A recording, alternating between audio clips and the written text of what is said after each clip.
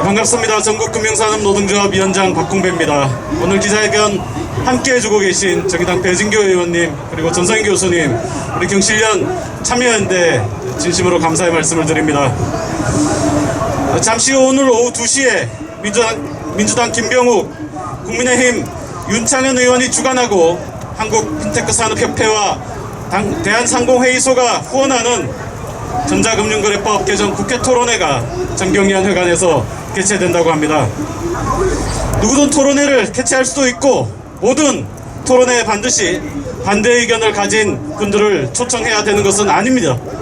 그러나 그간 금융노조는 4차례 공식 토론회와 자담회 자리에 법 개정에 찬성하는 금융위 관료들과 핀테크 산업협회를 초청한 데 반해 오늘 토론회에는 노조와 시민단체 그리고 법 개정안의 문제점을 지적해온 교수님들까지 배제한 채 진행이 됩니다. 토론회 주최 및 후원타제 측에 심심한 유감을 표합니다. 디지털 시대의 결제 인프라 정비는 고객 보호를 위해서도 꼭 필요한 일입니다. 특히 이용자의 예탁금을 수취해온 자금 이체업자와 대금 결제업자에 대해서는 이용자의 재산 보호를 위한 조치들이 필요합니다. 현재 금융회사처럼 활동하지만 금융회사의 규제를 받고 있지 않은 전자금융업자들에게는 금융소비자보호법, 실명제법, 특정금융거래 정보보고 및 이용법 등의 법률을 적용해야 합니다. 무분별한 핀테크 업체의 난립과 그에 대한 감독 문제의 해결을 위해서는 자금이체업자뿐만 아니라 예탁금 숙지업자 모두를 허가제로 바꾸어야 합니다. 금융위원회가 정부하고 윤건석 의원실이 받아쓴 신설 종합직업 결제업자는 정금법 개정안에서 삭제되어야 합니다. 디지털 세계의 관문을 지키고 있는 빅테크 기업들에게 계좌개설 권한과 후불 결제 비즈니스를 허용하는 것은 결코 금융 혁신이 아닙니다. 한국은 은행 계좌 보유율이 이미 세계 최고 수준입니다. 은행들은 고객이 올 때마다 보이스피싱 등 범죄에 이용되지 않도록 그 계좌 개설 목적을 묻고 증빙 자료를 요구할 뿐 미성년자를 포함한 그 어떤 국민, 아니 외국인 노동자나 유학생에게까지도 은행 계좌를 쉽게 발급하고 있습니다. 신용카드와 간편결제 인프라 역시 세계적인 수준입니다. 디지털 인프라를 독점하고 있는 빅테크 기업이 공공성을 지닌 금융을 직접 하게 되면 결국 시민사회가 컨트롤할 수 없는 또 하나의 지배자가 탄생할 것입니다. 재벌의 금융지배를 막기 위해 오랜 세월 지켜온 금사업 분리의 원칙이 허물어지며 그동안 쌓아온 경제민주화는 퇴행하게 될 것입니다. 빅테크는 은행이 받는 규제는 피하면서도 은행과 다름없는 금융업을 영위하며 이익을 사유하고 독점하고 소비자의 선택권을 제한할 것입니다. 그간 집착해온 고객의 데이터에 금융 데이터까지 결합해 국민 생활을 지배할 것입니다. 금융과 기술을 창의적으로 결합한 핀테크는 마땅히 발전돼야 하고 국가적으로도 육성할 필요가 있습니다. 그러나 빅테크는 이와 다릅니다. 정부와 더불어민주당은 5천만 국민들의 디지털 관문을 지키고 있는 그 빅테크 기업들에게 특혜를 선사하는 내용의 정급법 개정안 발의를 즉각 중단하고 폐기해야 합니다. 제2의 제3의 정부 입법 절대 없어야 합니다. 오늘 이 자리에 모인 노동조합과 시민단체 그리고 정의당 배진교 의원실이 함께 힘을 모아 정부 입법안에 대한 대안을 빠른 시일 내에 제시할 수 있도록 노력하겠습니다. 감사합니다. 네, 반갑습니다. 정의당 원내대표 배진교입니다. 지난 2월 말 이 자리에서 전자금융거래법 개정안에 대한 기자회견을 했던 기억이 납니다. 오늘 기자회견 제목처럼 종합직업 결제 사업자에 대한 과도한 특혜를 없애고 제대로 된 전자금융거래법 개정안을 만들어야 하고 또 그렇게 하기 위해서는 금융계와 시민사회 등 각계각층 의견을 충분히 반영해서 추진해야 한다는 이야기를 전했습니다. 현재 정부의 개정안은 비금융사업자가 종합지급 결제 사업자라는 이름으로 소액 후불 결제와 계좌 개설, 선불 지급을 허용하는 내용이 핵심입니다. 이는 기존 은행과 카드사가 하는 동일한 업무를 할 수 있지만 기존의 금융기관이 받던 규제는 하나도 받지 않게 되는 것입니다.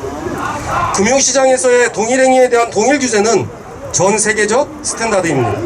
그럼에도 혁신금융, 디지털금융을 빙자해서 비금융회사인 빅테크 업체들에게 낮은 규제를 적용하는 것은 그 자체로 특혜일 뿐만 아니라 기존 금융질서를 위태롭게 할 수 있다는 문제점을 지적해왔습니다.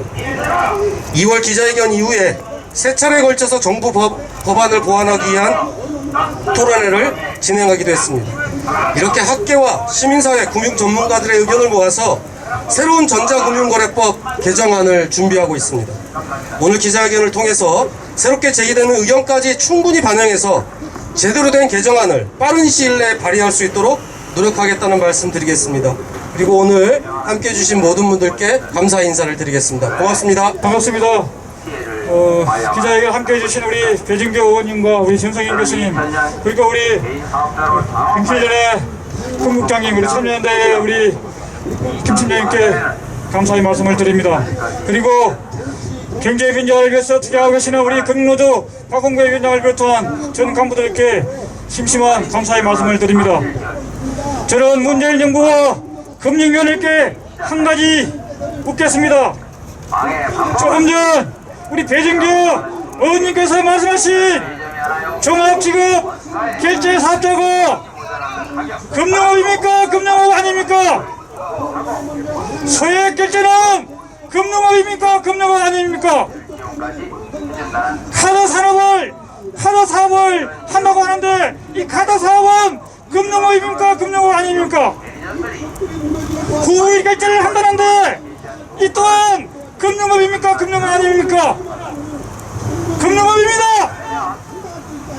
금융업이 아니면 왜 금융위원회가 청구입법을 윤관석 의원께 했겠습니까? 금융업이기 때문에 청구입법을 한 것입니다. 금융업이라면 반드시 금융산업이 지금 현재 은행업이 받고 있는 모든 규제를 다 받아야 되는 것이 진리이고 사실입니다. 무엇 때문에 누구에게 특혜를 주기 위해서 이 특혜 법안을 또 만들었단 말입니까? 우리는 지난 3년 전에 인터넷 특례법을 통과시키면서 알고 있었습니다. 재벌기업에게 특혜를 줬고 금산분리를 완화시켰습니다. 그 결과가 무엇입니까? 얼마 전 근대영 금융위 산업국장은 얘기했습니다. 인터넷 전문은행 절반은 성공했다고. 그러면 절반은 실패했습니다. 절반이 실패했으면 누군가가 책임을 져야 되지 않습니까? 그런데 또다시 특혜를 주는 정권법 개정안을 만들어냈습니다. 정말 이 정부는 해야 될 일은 하지 않고 안 해야 될 일만 알아서 하고 있습니다. 정말로 답답합니다. 정말 문재인 정부가 촛불의 민심을 제거한다면 금융업을 하겠다고 특혜를 달라고 하고 있는 정권법 개정안에 대해서 전면 철회하고 배준교 의원과 전성인 교수, 시민단체, 우리 금융노조의 의견을 받들어서 새로운 법을 제정해야 될 것입니다. 그것만이 문재인 정부와 금융위가 할 수 있는 마지막 길입니다. 감사합니다. 이상입니다.